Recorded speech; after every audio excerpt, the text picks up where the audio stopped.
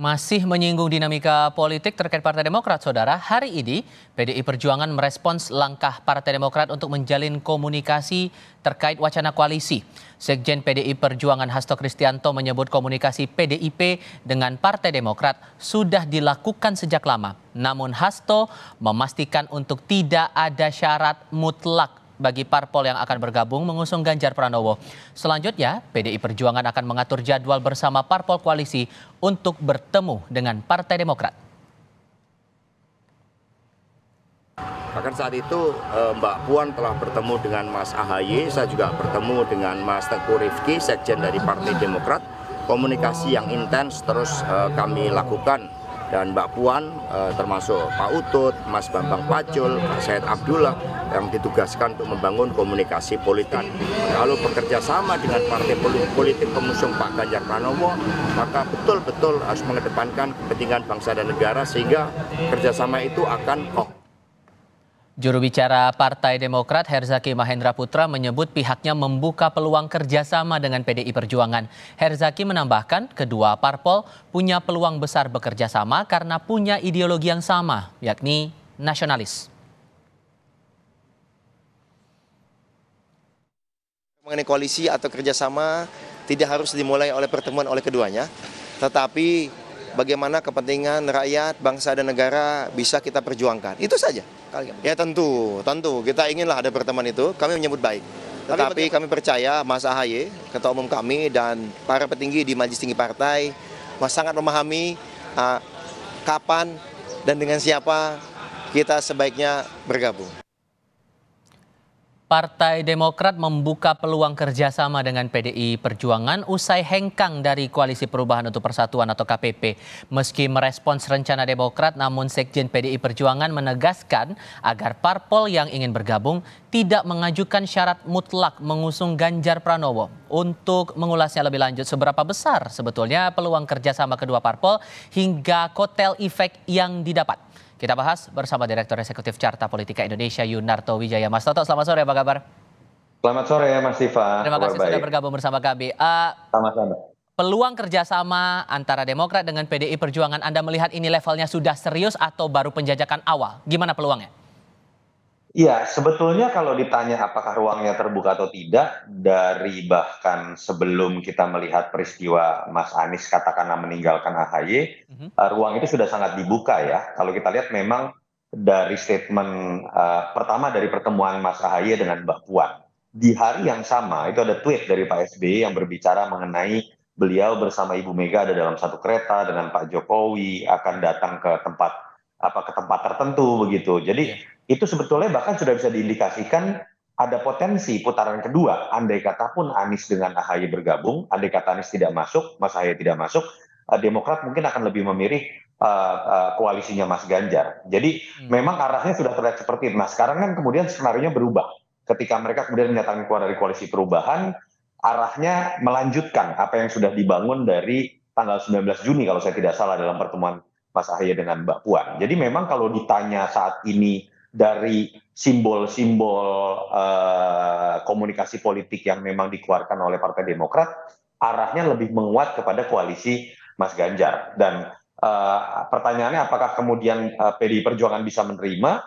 Kalau kita lihat statement PDI Perjuangan juga cukup menyambut ya. Tinggal masalah teknisnya seperti apa dan pertanyaan besarnya apakah melalui sebuah momen Ibu Mega bertemu dengan Pak SBY atau cukup misalnya di level Mbak Puan dengan Mas AHY atau Mas AHY dengan Ibu Mega sebagai ketua umum. Tapi secara prinsip menurut saya terlihat sekali kedua belah partai ini saling membuka diri, gayung bersambut, tinggal permasalahan teknis. Nah kalau pertanyaannya kotel efeknya seperti apa, memang PR-nya akan lebih ada di Partai Demokrat. Partai Demokrat kan kita tahu selama dua pemilu kemarin misalnya ada dalam posisi berseberangan. Bahkan kalau dilihat ada dalam posisi berseberangan 20 tahun terakhir ya.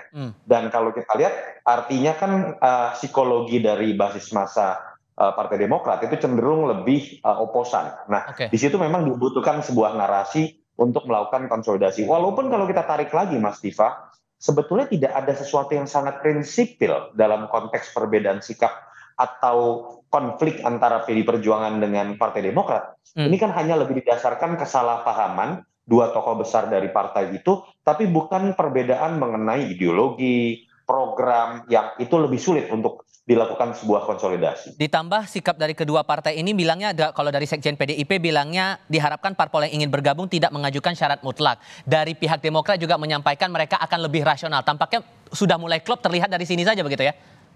Iya, saya pikir kan terlihat memang dari pertama statement teman-teman Partai Demokrat ketika ditanya oleh media apakah akan memasang harga mati lagi untuk cawapres Mas Ahaye misalnya. Mereka selalu mengatakan kita lebih rasional dan kita realistis. Dan itu memang sebuah pilihan tepat ketika menyadari ketika masuk dalam koalisi Mas Ganjar, itu memang mereka adalah partai bungsu gitu ya, terakhir gitu kan. Agak sulit untuk kemudian masuk dalam wilayah negosiasi untuk cawapres. Toh kita juga melihat mungkin teman-teman Demokrat menyadari usia politik dari Mas Ahaye masih sangat panjang. Dilihat dari nama-nama yang ada di bursa survei, nama Mas Ahaye ini bisa dikatakan yang paling muda dibandingkan dengan nama-nama lain, masih bisa berbicara bukan hanya pemilu 2029, tapi 2034 dan seterusnya. Tapi masih mungkin tidak kalau nanti komunikasi terjadi, tawaran dari Demokrat untuk mengusung nama Ahaye sebagai bakal cawapres itu masih memungkinkan tidak kalau proyeksinya menurut Anda?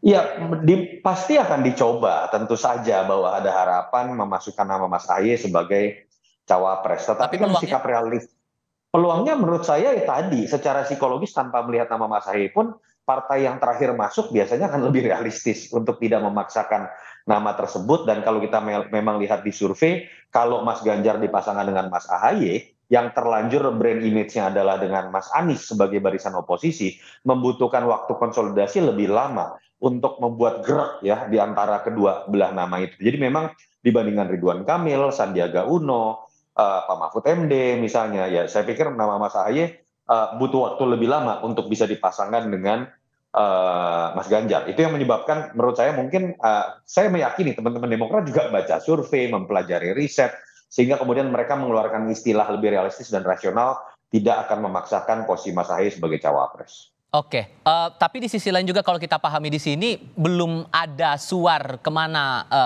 mengerucutnya nama bakal calon wakil presiden untuk Ganjar Pranowo ini. Belakangan muncul ada RK yang bisa berpeluang untuk menjadi pasangan Ganjar. Nama Sandi pun demikian karena ada P3 yang bergabung dalam koalisi. Ditambah dengan ada Demokrat yang juga akan membangun koalisi atau membangun komunikasi politik lah saya katakan begitu. Ini cerminannya bakal gimana kemudian? Begini, pertama yang menurut saya paling ideal, kalau konteks bicara cawapres dengan masuknya Partai Demokrat, andai kata terjadi begitu ya, akan lebih baik buat semua partai yang tergabung dalam koalisi Ganjar ini, menyelesaikan terlebih dahulu partai-partai mana saja yang akan masuk, termasuk Demokrat.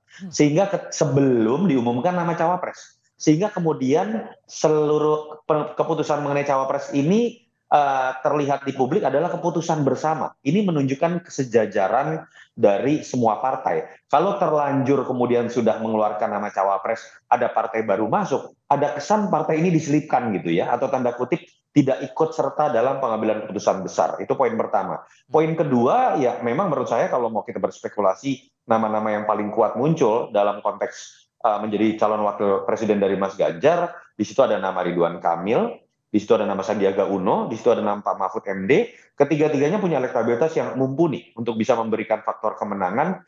Tapi mungkin misalnya Sandiaga Uno cenderung lebih mudah faktor politiknya karena dia adalah kader P3 yang sudah menjadi bagian dari koalisi.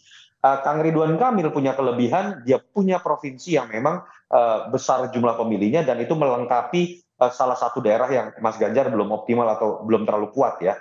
Tapi kita tahu dia adalah kader Partai Golkar. Di situ akan ada satu tahapan lagi. Apakah kemudian Golkar keluar dari koalisi Prabowo, ataukah kemudian Ridwan Kamil yang keluar, ataukah kemudian Golkar memainkan positioning seperti 2004 ketika Pak Wiranto maju, tapi Pak JK juga maju begitu. Itu yang menurut saya situasinya lebih complicated. Pak Mahfud sama. Pak Mahfud dalam konteks ini kan pertanyaannya apakah partai-partai akan menerima karena dia memang bukan kader dari partai tertentu. Oke. Kemudian kalau kita bicara soal potensi efek elektabilitasnya begitu untuk Demokrat kalau kemudian bergabung ke PDIP gimana? Iya, kalau hanya berbicara dalam konteks 10 tahun terakhir, ada sebuah hambatan psikologis yang harus diselesaikan oleh teman-teman Partai Demokrat. Tadi saya sebutkan, segmen pemilih Partai Demokrat ini biasanya adalah segmen pemilih yang cenderung kritis terhadap pemerintahan Jokowi. Sehingga ketika bergabung dengan koalisi merah tanda kutip yang dianggap adalah bagian dari kelanjutan Jokowi, di situ harus ada narasi yang jelas, konsolidasi ulang, menjelaskan sebuah narasi yang sifatnya reasonable, sehingga kemudian tidak terjadi penolakan.